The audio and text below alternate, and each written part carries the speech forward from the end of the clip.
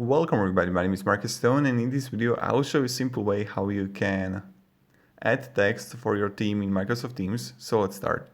The first thing you want to do is just click here on Teams, and right here when you're going to be, you're going to see like all of everything here.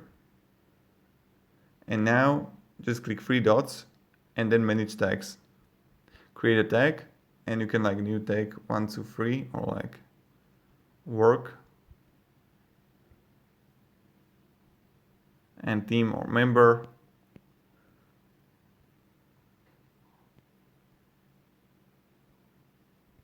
Okay. And now I'm just creating a new tag and voila, here we got it. So it's like pretty simple and pretty easy. So again, and then I can see like manage text, and under the tag I can see the person. And this is how you do it. You can like invite more people into the tags. And it's pretty much it. So thank you very much everybody for watching. If you have any questions, guys, ask me down in the comments. I'll be really happy to help you and provide you some guidance and support. You know how it goes, you know how it works. So yeah. Have a great day and goodbye.